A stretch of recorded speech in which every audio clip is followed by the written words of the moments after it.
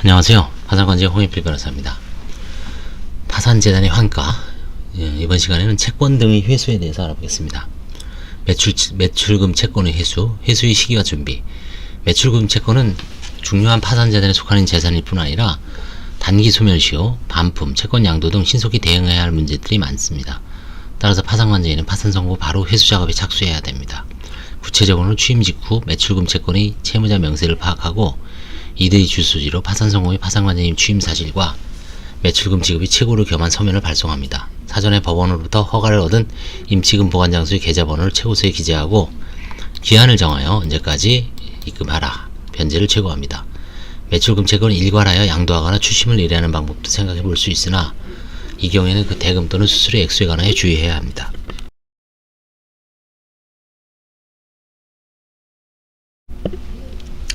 파산관제인 채권을 회수 가능성에 따라 임의로 이행하지 않을 경우 지급명령 신청을 하여 회수할 채권, 일부 채권액을 감축하는 등 협상을 시도하거나 신용정보회사에 의뢰하여 보전처분이나 강제집행을 하는 등으로 추심할 수 있는 채권, 부실채권 매수 전문기관에 매각할 채권 등으로 나누어 관리할 수도 있습니다. 소송비용이 과다하게 지출된다든지 매출금 채권이 채무자에게 마땅히 집행할 재산이 없다는 등의 사정을 고려하여 채무자와 일정 비율만큼 채권을 할인하여 회수하는 것을 교섭하는 것도 가능하지만 이때는 미리 법원과 할인의 사유, 허용 할인율이 범위에 관하 협의한 후 사후적으로 할인 사유 및 할인 금액 등을 기재한 허가 신청서를 제출하도록 지도하고 있습니다. 반품 요구가 있는 경우, 파산관제는 상대방으로부터 반품 요구가 있는 경우 상대방의 반품 특약의 증명을 요구해야 합니다. 반품 특약의 증명이 없는 한 상품을 재반송하고 외상 매출금의 지급을 청구합니다. 반품이 되면 사실상 장부가의 10% 정도로 매각할 수밖에 없는 경우가 많으므로 파산관제는 상대방 주장이 당부를 파악한 후 가급적 반품을 받지 않고 매출금 채권 일부를 감액하는 방향으로 상대방을 교섭합니다. 상담의 하자 담보 책임에 의한 손해배상 청구권으로 매출금과 상계하였다고 주장하는 경우에도 매출금 이행 청구 소송을 제기하여 상대방의 하자의 증명을 요구할 수도 있습니다. 소액 매출금의 경우 매출금이 소액이라고 해서 간단히 포기할 것은 아니고 임의변제의 최고에 응하지 않는 상대방을 모아 지급명령을 신청하고 이의가 있는 자에 관해서는 소송비용도 고려하여 화해 또는 파산재단으로부터의 포기 등의 방법을 검토할 수 있습니다. 때로는 그 채무자에게 법원의 소재기 허가서 사본을 첨부하여 청구하면 매출금 채권의 채무자가 채무를 이행하는 경우가 있습니다. 단기 소멸시효 문제. 생산자 및 상인이 판매한 생산물 및 상품의 대가 채권은 3년간 행사하지 않으면 소멸시효가 완성합니다. 민법 163조 6호죠. 3년. 그러나 소멸시효의 기산점은 특약이나 거래 가능에 따라 달라질 수 있고 소멸시효 중단 사유가 있는 경우도 있으며 소멸시효가 완성되었다고 하더라도 이를 주장하지 않고 변제하는 상대방도 있으므로 소멸시효가 완성되었다고 생각되더라도 일단 최고를 해둬라. 소멸시효는 이거는 그야말로 변화무쌍한 거죠. 변론에서도 변론주의죠. 주장 안 하면 그냥 끝나고 이게 제척기간하고의 차이점이죠. 진짜 변화무쌍하죠. 소멸시효가 있어도 갚아도 별 문제 없죠. 자연채무니까. 채권 양도, 매출금 채권을 금융기관 등에게 담보로 제공하는 경우가 있습니다. 일반적으로 그 대항 요건, 상대방에 대한 대양도의 통지를 갖추는 순간 회사의 신용이 순식간에 악화될 수 있으므로 평상시에는 대항 요건을 갖추지 않은 채로 있고 이와 같이 파산 선고 시까지 대항 요건이 갖추어지지 않은 제3자인 파산관제에 대해서는 매출금 채권의 양도를 대항할 수 없습니다. 파산 선고 전이라도 위기시 이후에 대항 요건을 갖춘 경우에는 이를 부인할 수 있습니다.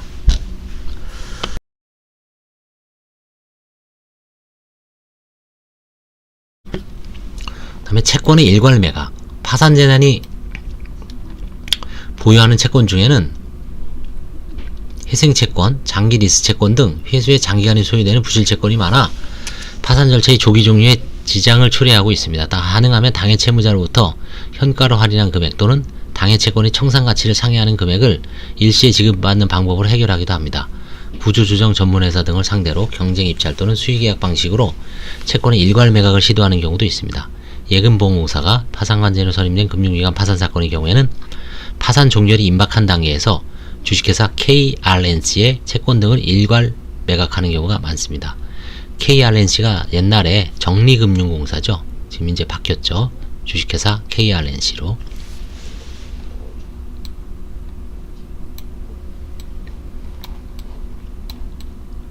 다음에 일괄 매각의 허가 신청이 있을 경우에는 그 가격의 적정성을 검토합니다. 일반적으로 말하면 개별 매각을 하면 일괄 매각하는 경우보다 고가 매각이 가능하지만 그 처분기간이 장기화되는 단점이 있고, 반면 일괄 매각은 처분기간을 단축할 수 있지만 고가 매각이 어렵습니다. 그 다음에 납세증명서 제출이 예외. 납세자는 국가, 지방자치단체 또는 대통령령으로 정하는 정부관리기관으로부터 대금을 지급받을 경우에는 체납액이 없다는 사실을 증명하는 납세증명서를 제출해야 합니다. 그러나 파산관제인이 납세증명서를 발급받지 못하여 법원이 파산 절차를 원활하게 진행하기 곤란하다고 인정하는 경우로서 관할 세무서정이나 지방자치단체 장에게 납세증명서 제출이 예외를 요청하는 경우에는 납세증명서를 제출하지 않아도 대금을 지급받을 수 있습니다. 이에 따라 서울회생법원은 파산관제인이 요청하는 경우 관할 세무서정이나 지방자치단체의 장에게 납세증명서 제출이 예외를 요청하는 공문을 발송하여 파산관제인이 대금을 지급받을 수 있도록 하고 있습니다. 기재례도 있네요.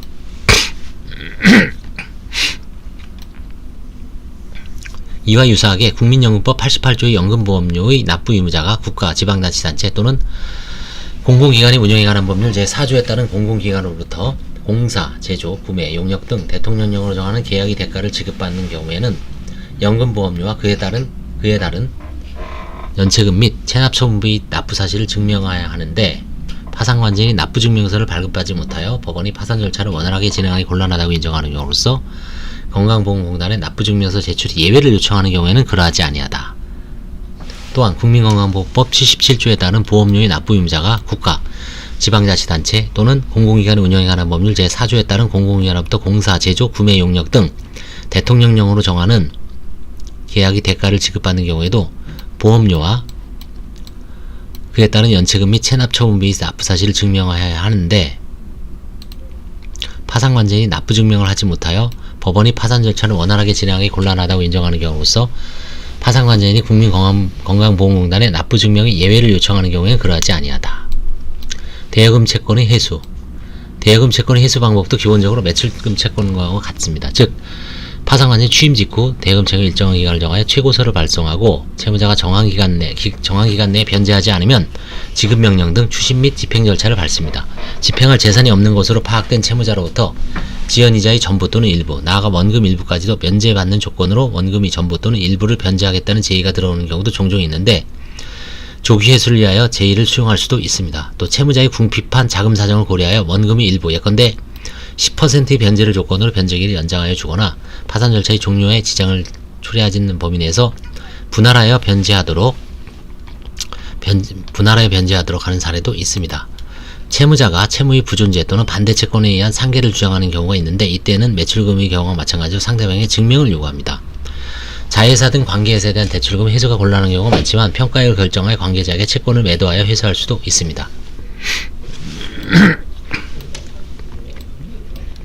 장기 분할 채권 또는 골프장, 콘도 회원권, 장기 분할 채권, 할부 판매 채권, 회생 채권 등이나 장기 거치 채권은 그 기간이 만료 시까지 변제를 기다리게 되면 파산 절차가 지연되는 문제점이 있으므로 이자 부분을 공제하거나 장래 회수 불능액 예상액을 감가하여 현가를 결정한 다음 우선 상대방과 조기 변제를 교섭하고 회생 채권자 등 제3자에게 매각하는 등으로 조기 회수를 도모해야 합니다.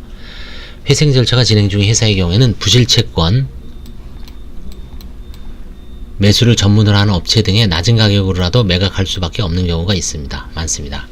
골프장, 콘도 등 회원권은 회원권 시장에서 매각하거나 법 제335조에 따라 해제한 후 예치금 반환 청구를 하는 등의 방법으로 한가합니다. 회원권의 가격이 낮다든지 회원권이 시장에서 거래되지 않는 경우에는 예치금 반환 청구권을 감액하여 회원권을 되팔도록 하는 방법도 있습니다. 보증금의 해소, 임차보증금의 해소. 임차보증금 이상으로 한가가 가능한 임차권이라고 판단되면 계속 차임을 지급하면서 임차권을 보존한 다음 조기에 한가합니다. 그렇지 않은 경우 신속히 임대인과의 사이에 기존 임대차 계약을 해제하고 목적문을 반환함과 동시에 임차보증금을 반환받거나 임차보증금 반환 청구권을 제3자에게 유상으로 양도하여 환가해야 됩니다. 그 다음에 주식, 가입전화, 사용권의 해소. 상장 주식의 경우 그 매각 시기에 따라 환가금에 큰 차이가 생길 수 있으므로 주식시장이 변동사항을 주시하고 있다가 적기에 매각합니다. 이때 법원은 미리 매각 가격의 범위, 예컨대 매수가의 70%를 정하여 허가를 하고 사후에 보고를 받습니다. 시세가 있는 채권의 경우에도 마찬가지로 처리합니다. 비상장 주식은 객관적인 시세가 형성되어 있지 않은 경우가 많아 매각 주관사 선정을 통한 매각을 고려할 수 있습니다. 매각 주관사 선정 방식, 수수료 지급 방법 등은 회생절차에서의 M&A와 같은 방식으로 하면 될 것입니다. 그러나 실무상 파산재단이 부족으로 매각 주관사 선정을 통한 매각은 드물고 파산관계의 개별 접촉, 인터넷 사이트 등을 통해 개인, 투자회사, 증권회사, 주식 매수 전문회사 등에게 매각하는 경우가 많습니다. 이 경우 발행회사의 순자산가액을 평가하거나 유사거래 사례를 참조하는 등 가능한 방법을 동원하여 대금을 정해야 하겠지만 청산가치 이상의 대금이라면 매도하는 것이 바람직합니다. 계열사의 주식이라면 이를 파산재단에서 포기하는 경우가 있습니다. 그 밖에도 회사 성립 후 또는 신주의 납입 기일후 6개월이 경과한 뒤 주식권 발행 전 주식을 압류한 경우 민사집행법 제241조가 정한 특별 현금화 방법을 통해 한가하기도 합니다. 50. 각조 50을 볼까요?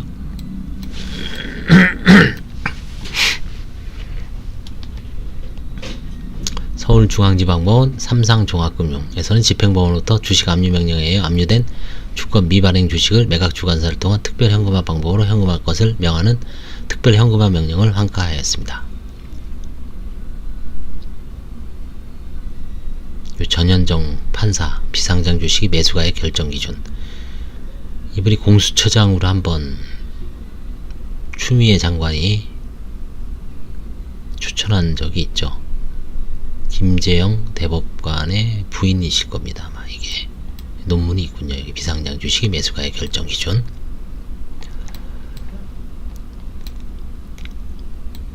가입 전화 사용권은 전화 가입 계약을 해지하여 보증금을 반환받는 방법으로 한가하고 있습니다. 다음에 하자 담보 보증금 반환 채권의 해소. 하자 담보 보증금 반환 채권 등 보증기간이 경과하고 보증금 청구권의 소멸시효 기간이 완료되어야 회수가 가능한 재산의 경우에는 보증기간이 경과 및 보증금 청구권 소멸시효 완료를 기다린다면 파산 절차가 장기화될 우려가 있습니다. 서울회생법은 이와 같은 문제점을 해결하기 위해 각 사안별로 보증기간이 경과하였으나 보증금 청구권의 소멸시효가 남아있는 경우 보증채권자로부터 하자 보수 보증 해제 확인 또는 무하자 확인원을 받아 보증금을 해소하는 방안. 둘째, 보증기간 중 하자 발생 시 하자 보수를 청구할 수 있는 채권자들과 합의를 시도하여 일부를 제외한 나머지 금액에 대하여 반환 동의서를 받아 채권자 또는 공제조합으로부터 보증금을 해소하는 방안. 셋째, 하자 발생 가능성이 없거나 있더라도 예상 하자 보수 금액이 하자 담보 보증금액 미만일 경우 하자 담보 보증금액 반환 청구권을 매각하는 방안. 넷째, 하자 보수 청구가 있고 예상 보수 금액이 보증 금액을 초과할 경우 포기하는 방안 등을 활용하여 신속한 파산 절차의 종료를 도모하고 있습니다. 파산관제인이 하자 담보 보증금을 매각하는 경우 유동성을 높이기 위해 수개의 하자 담보 보증금을 모아서 일괄하여 채권 매수 전문회사에 매각하기도 합니다. 다음에 지식재산권 등 무형자산, 특허권, 상표권 등 지식재산권은 경쟁업체, 채무자의 종전 임직원 또는 이들이 설립한 회사, 소송, 심판의 상대방, 전용 톡상 실시권자 등을 상대로 매각을 시도하는 경우가 많습니다. 이 경우 이들을 상대로 실수의 예측을 위해 매수 희망 의향서를 받아 대략적인 매매 금액을 확정한 후 이를 기초로 최저 매각 가격을 정하여 경쟁 입찰을 유도하고 가장 높은 매수 가격을 제시한 매수 희망자에게 매도합니다.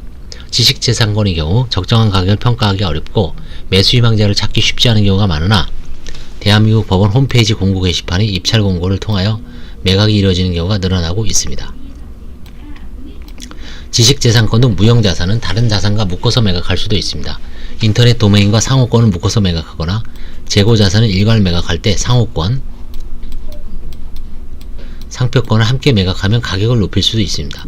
파산관제는 장부에 나타나지 않은 자산, 특히 경업금지 등을 이유로 한 손해배상 청구권, 고객정보, 영업자료, 상업성 있는 누리 소통망 서비스, SNS 계정 등 무형자산의 한가를 놓치지 않기 위해 체크리스트를 만들어 점검해 볼 필요가 있습니다. 특허권, 상표권 등 지식재산권이 공유인 경우 다른 공유자의 동의를 얻어야 양도할 수 있으므로 다른 공유자와 협력, 연락, 협상 등을 시도하여 공유자에 매각하거나 공유자의 동의를 얻어 매각한 다음 그 대금을 분배합니다.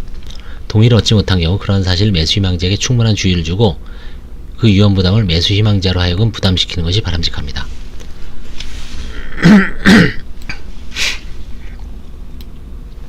마지막으로 8. 과세관청에 대한 환급세액의 한수. 법인세법 72조 제1항, 국세기무법 45조 2 등 규정에 의해 환급받을 수 있는 세액이 있는 경우 파산관제인은 관할 세무서장에 조세 환급 신청 또는 경정 청구를 합니다. 따라서 파산관제인은 파산재단에 대한 점유 착수 시 조세가 환급되는 계좌를 파악하여 해당 계좌에 대한 점유 관리를 확보할 필요가 있습니다. 개인 파산에서도 가끔 환급 통지서가 날아오는데 금액이 150만원 미만이면 아니면 최저 한가 금액 300이든 500이든 미만이면 넘어가는 경우가 종종 있었습니다. 예, 이상 채권 등의 회수 방법 및 환가에 대해서 알아봤습니다. 감사합니다.